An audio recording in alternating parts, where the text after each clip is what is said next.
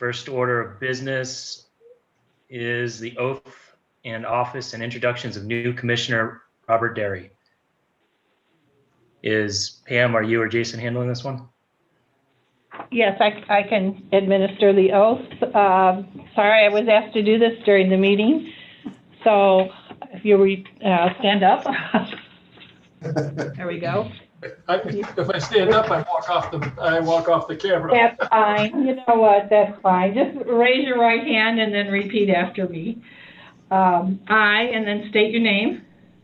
I, Bob Derry, Do solemnly swear or affirm do solemnly swear or affirm that I will support the Constitution of the United States that I will support the Constitution of the United States and the Constitution and laws of the state of Arizona, and the Constitution and the laws of the state of Arizona, that I will bear true faith and allegiance to the same that I will bear true faith and allegiance to the same, and defend them against all enemies, and defend them against all enemies, foreign and domestic, foreign and domestic, and that I will faithfully and impartially I will faithfully and impartially discharge the duties of the office of the Planning and Zoning Commissioner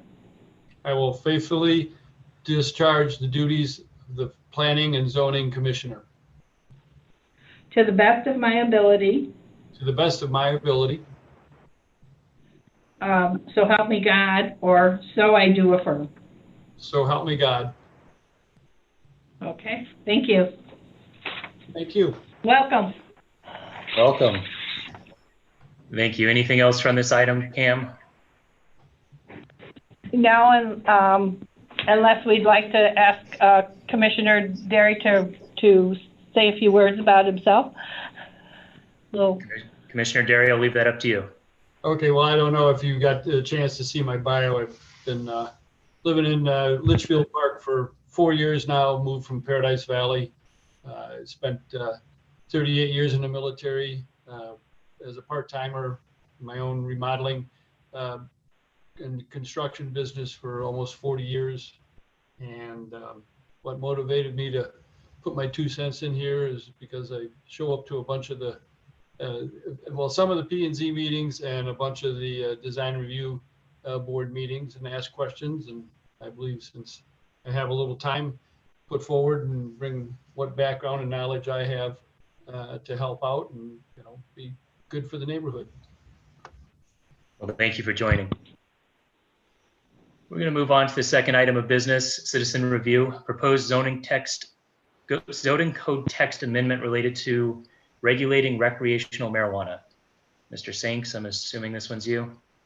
Yes, thank you, Vice Chair and Commissioners and staff. Pam and I are working together with our new city attorney, Joel Estes, or I forget how's his last name pronounced, Pam? Estes? It says Estes, sorry, Joe Estes. Oh, Estes. And so he's asked for, in this particular case, that Pam and I go ahead and handle the citizen review introduction to the P&Z for the recreational marijuana zoning ordinance. So back in December on the 11th, the item was referred to the P&Z by the City Council for citizen review, which is the kind of the formal first stage of the citizen involvement process and reviewing the code. And this follows on the heels of the recent state legislation, the voter action on allowing responsible adult use of marijuana, otherwise known as recreational marijuana, to be legal in the state of Arizona. So that said, our legal team, as a follow-up to the voters approving that, was to introduce a recreational marijuana ordinance to amend the current zoning code for Litchfield Park. So the kind of the nuts and bolts of the amendment were to more or less model the recreational marijuana uses after the medical marijuana uses, which are already allowed, and how they are managed and regulated in section 31.21 of the city's zoning ordinance. I have that up in case we do get into any of the details related to how medical marijuana dispensaries are regulated.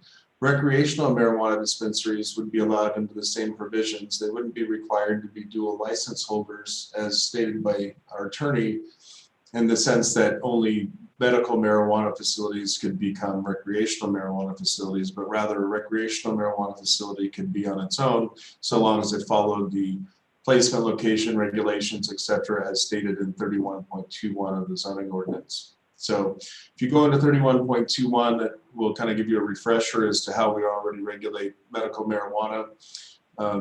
Really right now, we're going to add it to the zoning matrix. I mean, we have a statutory obligation to accommodate for the use in our zoning code, and would this be placed in effectively would be allowed in an industrial zoning district.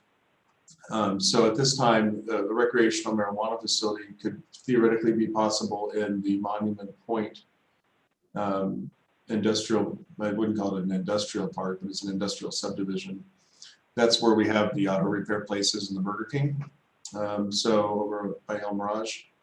So if you want to refer to the section of the code that I've mentioned already, you can kind of go through that and remind yourself how there's separation from other similar land uses, or separation from otherwise sensitive land uses such as daycares and schools, public parks, places of worship, licensed substance abuse or diagnostic treatment facilities, sexually oriented businesses, and just in general, the residential district boundary. So it is accommodated for in the zoning ordinance and on the city's official zoning map based on all of those criteria. So again, the general provision for the P&Z and the public through citizen review is to understand that we're accommodating it because we're obligated to, and it would be regulated in a very similar fashion as our current medical marijuana provisions in the zoning ordinance.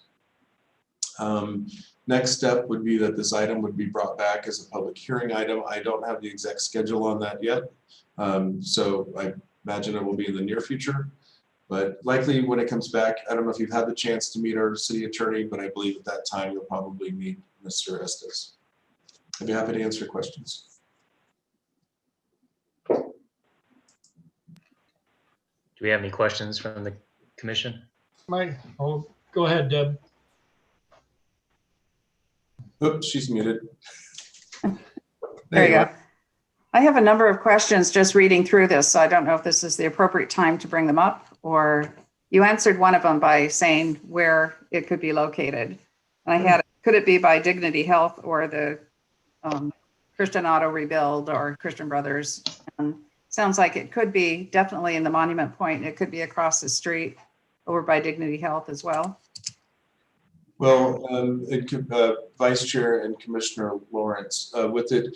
Okay, so it's probably not as clear. A lot of this information came from the council communication from December, but specifically recreational marijuana would be allowed in this, as put in the draft ordinance, in the same locations as medical marijuana, which means in the use matrix, it would be specifically in the industrial zoning district, whereas we only have one chunk of property that's industrially zoned, and that is Monument Point. So it could only be located in there. The Dysart and Camelback by Dignity Health is actually zoned commercial and commercial flex, and medical marijuana is not allowed in those two districts.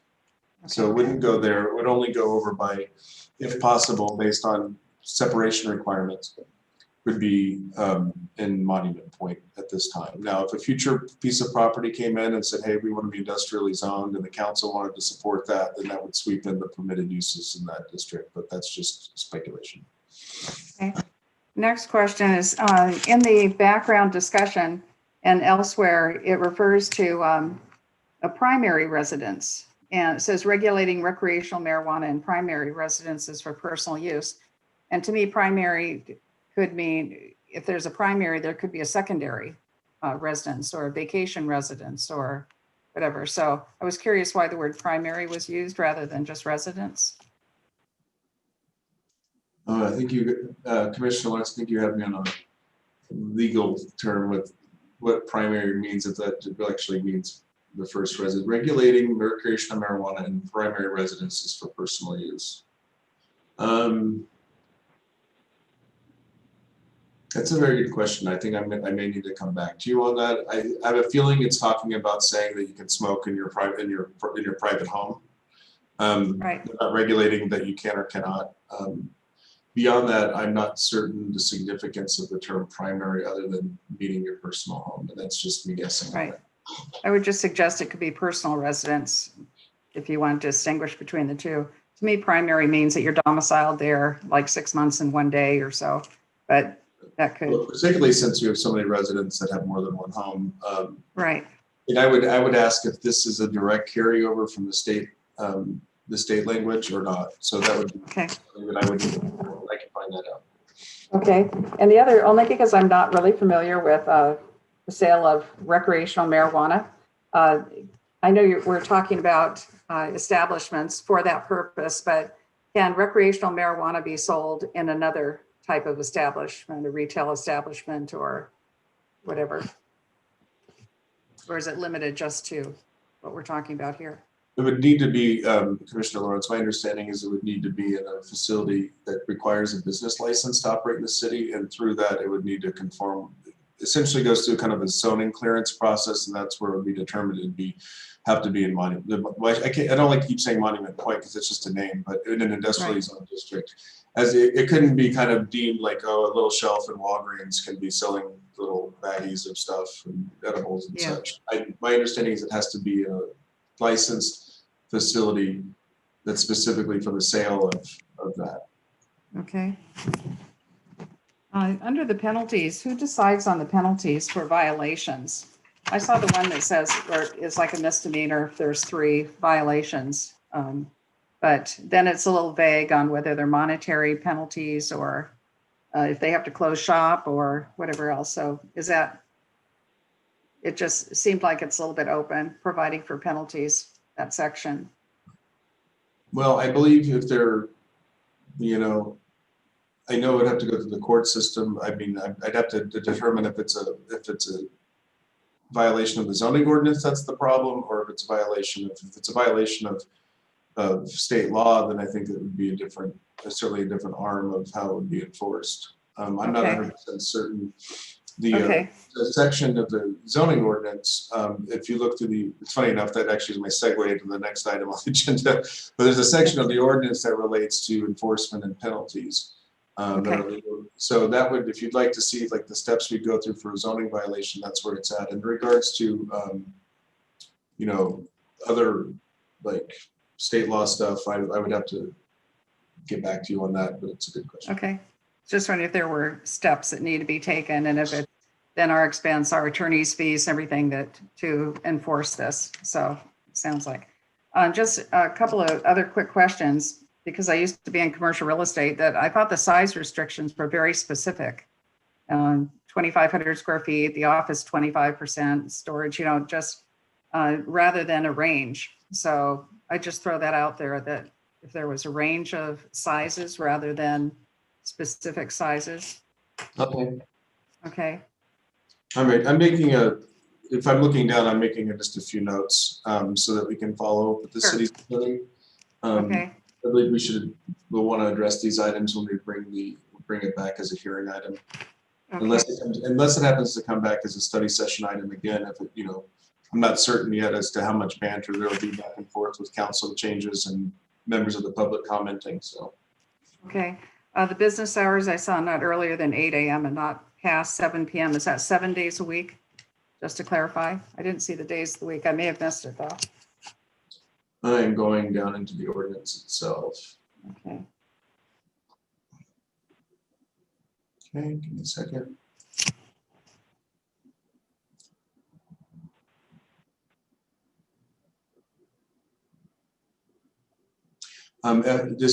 Commissioner Lawrence is addressing your question prior. Section 31.21 of the code, when it talks about gross floor area, secure storage area. I think one reason why the text amendment the ordinance that you have appears so light is because it's referring back to the actual code that's already in place for medical marijuana. And I think all of those criteria that you mentioned are already in place. And then, so I think that kind of helps me illustrate that point that this comes back to the code. Okay, that's In great. terms of the hours of operation, I'm looking here now in the existing ordinance for medical marijuana to see, this says this may be open for business only between 8 a.m. and 7 p.m. Right, and that could be 7 days a week. I believe that's correct. I don't see anything Okay. in regards to the days. Okay. Can the secure storage space have an 8-foot fence with barbed wire on top or whatever, which would be very unsightly? I do not believe that barbed wire is allowed in the city of Litchfield Park limits. All right. Just a couple more. The 8-inch concrete block, it says concrete block ceilings and walls. Just usually don't use like an 8-inch concrete block ceiling. So I was just clarifying that. It would seem to restrict the people who are building out this facility to have a concrete block for their ceiling as well. You know, it's not specific as to how the roof itself, you know, would prevent unauthorized entry or what it would be made out of. I Okay. think that we can follow up with Mary Building to find out like when she gets, since we don't have a site yet, I don't know that she's had to perform a review yet, but what she would be looking for in regards to roof construction so that people can't just punch through and get to the. Just two more. Okay, one is the distance between the establishment and other boundaries like churches, daycares, whatever, all 1,325 square feet. I know it's residential district boundary, 500 square feet. And I know that we're talking about something that, you know, is more compatible with neighborhoods or whatever. And it seems to me that the residential district boundary, unless there's some other reason, should be consistent with all the other boundaries at 1,325 square feet. I think one, I'm going to say two things. One, I'm not exactly certain of the origin of the 500-foot boundary from the facility. That could be from state legislation, or one thing we need to be mindful of is because we've regulated this use we've regulated medical marijuana to industrial zoning, while also setting forth these parameters, we can't by default actually preclude it from ever occurring in these city boundaries. So we have to accommodate it. So I'm not sure if we did Monument Point as the only industrially zoned property, and then we set 1,325 feet because there's residential to the south, would that more or less just make it impossible to locate in the city, and then we can be subject to liability. Right, okay. Oh, So it's a good note. We can bring it Yeah. up as a conversation piece or I should say that the Planning and Zoning Advisory Board has said, why can't we make them all the same? Okay. My last comment was just being a visual person.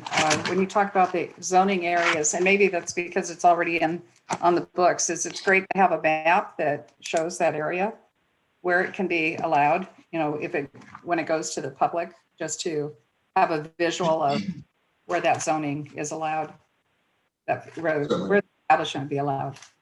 Just a comment. Yeah, I think we can, what I think we can do, Commissioner Lawrence, is we'll bring the city's official zoning map and we can show that as a reference. It wouldn't be regulatory or tied to the ordinance. Right. Because industrially zoned property subject to change through rezoning.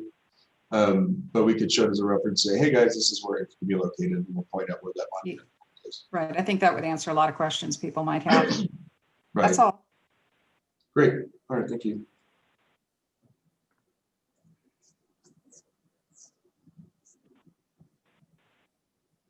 Any other questions from the commission? I do. Vicky?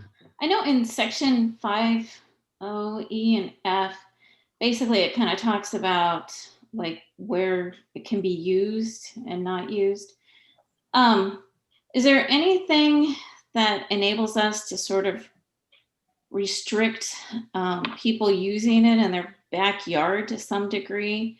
I mean, I'm just considering. I know someone who lives next door to a person who likes going outside in their yard and they smoke marijuana in the morning, at lunchtime, in the afternoons, and in the evenings. And this person who lives next to them has little kids who like going outside in their backyard during those times. And so now she's not allowing her kids to go outside because of the marijuana. So, and I don't even know if we have any way to restrict that, or if it's something that we could even do anything about, or we would want to. I don't know. But I mean, I just think that that can kind of be a barrier to people wanting to go outside and enjoy the evenings, especially when our weather is nice and things like that. Do we have any kind of control over that, or would anybody want to control that? I don't know.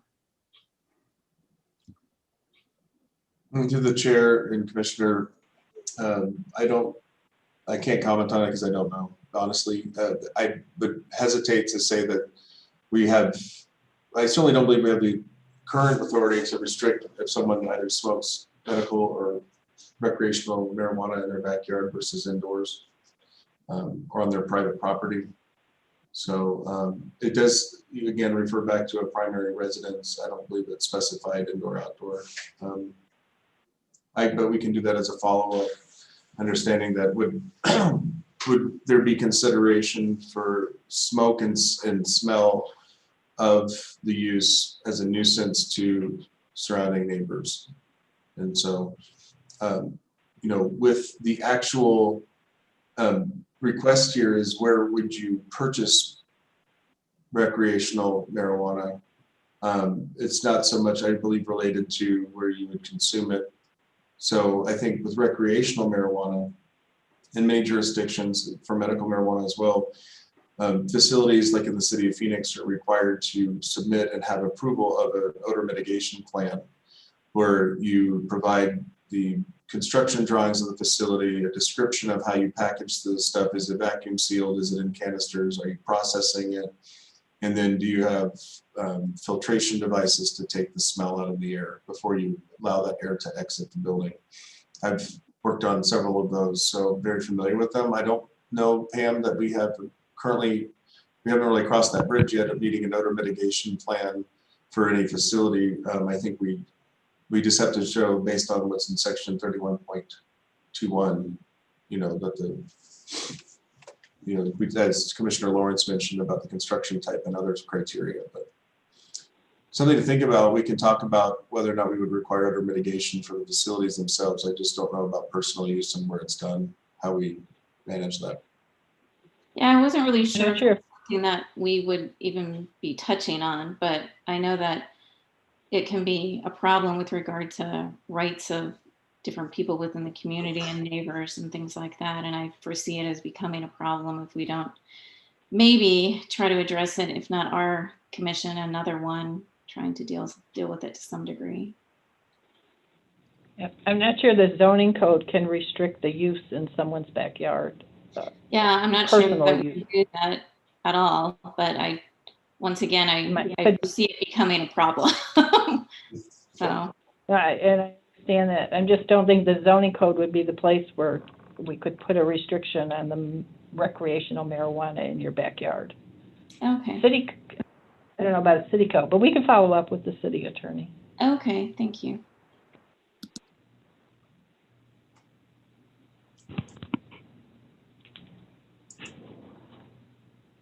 Any other questions from the commission?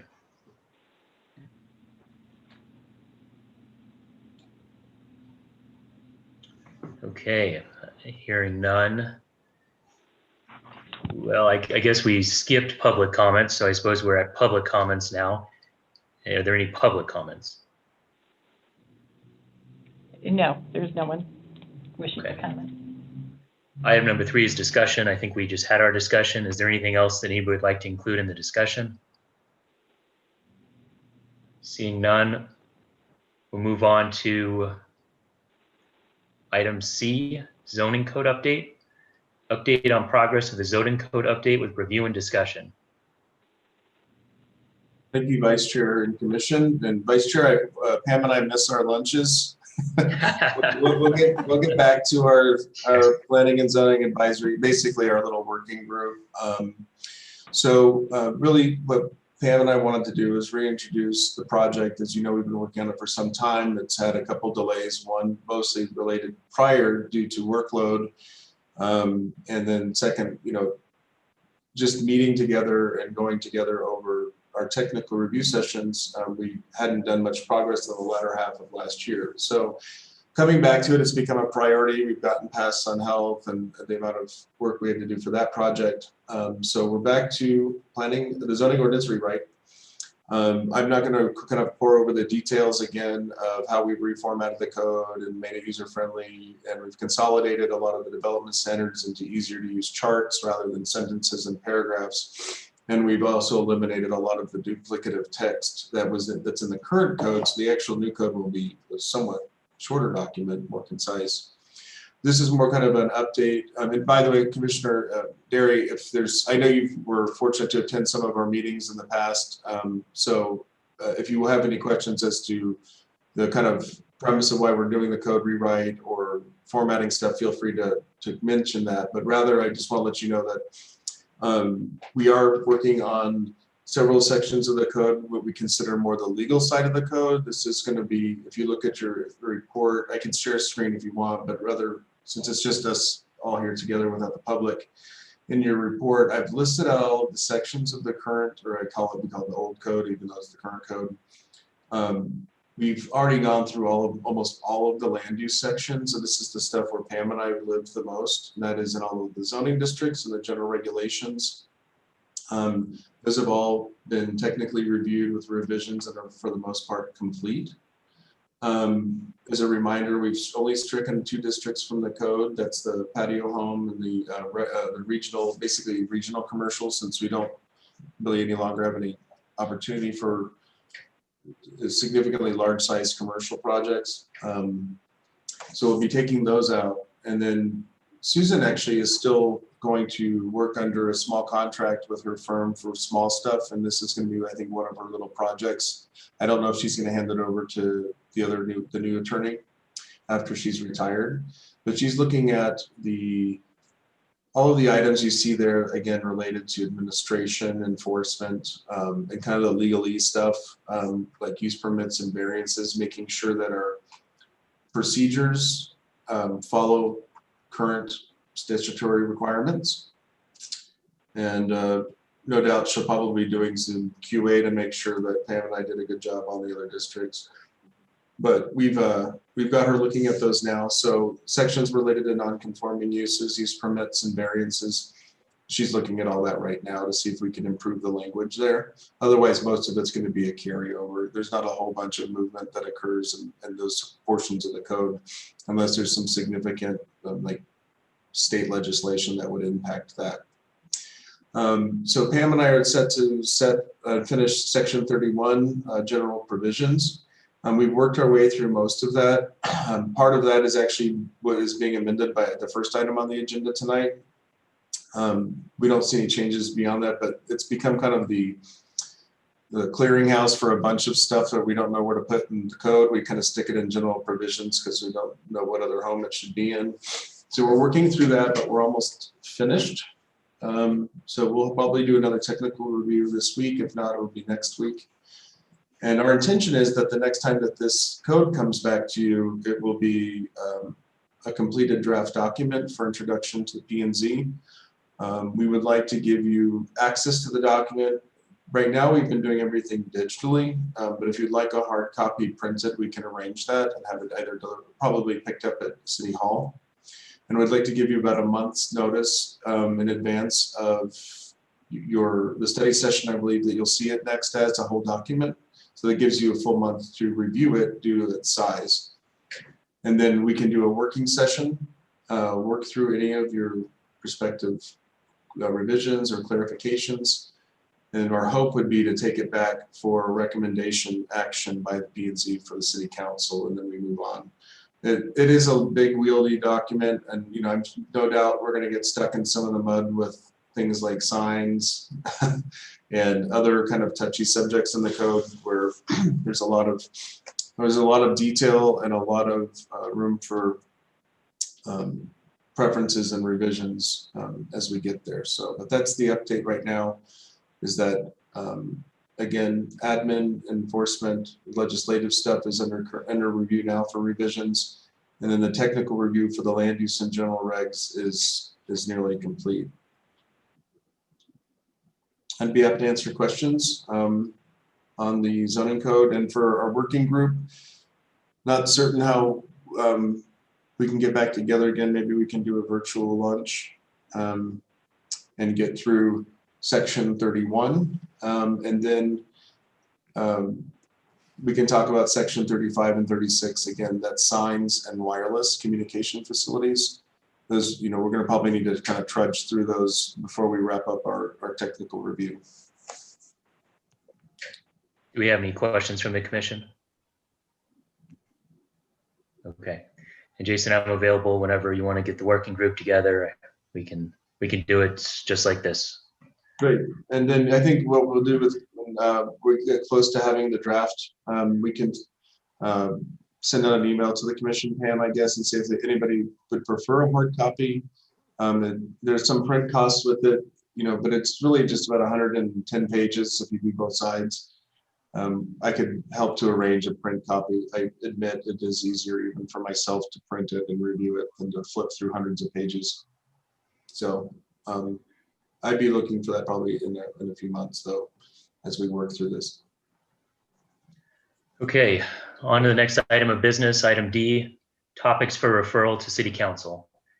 Is there any topics that any commissioner would like to refer to City Council? Seeing none, we'll go on to item E, the minutes.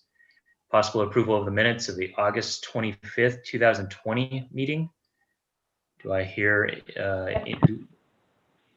Excuse me, Chair, that's an error. It should be the October 13th, 2019. And the correct minutes were in the agenda packet, so we should be fine. Excuse me, isn't it the 2020? October 13th, 2020? Oh, it should say 2020. Yeah. But it is the October 13th, 2020 minutes. And I'll make that change. Okay, do I have a motion to approve the minutes as amended? I move that we approve the minutes of the October 13th, 2020 Planning and Zoning Commission meeting. I second it. All those in favor? Aye. Aye. All those opposed?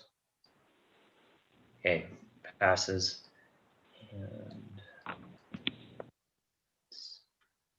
And the next item is staff report on current events. Do we have a staff report? Sure, just a brief update on kind of the most recent items that we've been working on. Of course, we had design review board last week, just some small items on that agenda, but we did have a pre-application meeting for a new coffee shop with drive-through potential for Dysart and Camelback. And that would be located near the AutoZone. And it would be a very small coffee kiosk style development, like a human being, where it's just coffee shop with drive-through but no indoor coffee. Sit outside on the patio or you go through the drive-through. I think that's it. We've had signages come in as a request for the Denny's. We're looking at that now. And I think that's about it. We don't have any other major movement right now. Do you have anything, Pam, that's come up in the last few days? No. Okay. That's about it. Any questions from the commission? Seeing none, we'll go on to the next item. I think there is one, Chair. One, do we have one chair? Yeah, Go ahead. just out of curiosity, what are they actually building at Camelback and Dysart in front of the used storage place? I'm in front of the storage. I can tell you all the approved uses. Is it the car wash, Pam? Oh, car wash is the lot next to it, because that's where the sign is hanging. It's the Denny's, isn't it? Oh, it's the Denny's. Oh, it's a Denny's, okay. Yeah, Thank it's you. Denny's and the car wash, and then I think it's a vacant parcel, and then it's going to be Dignity. That was supposed to be our Taco Bell, but I don't know where that went.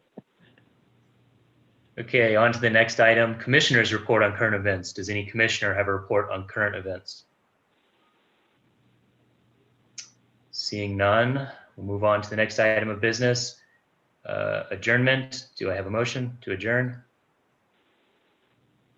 I motion to adjourn. Second. All those in favor? Aye. Aye. Aye. All those against? All right, motion passes. Have a good day, everyone. Thank Night. you. Thank you. Thanks for your Nice good work, meeting you. everyone. Look forward to Working with you. Thank you.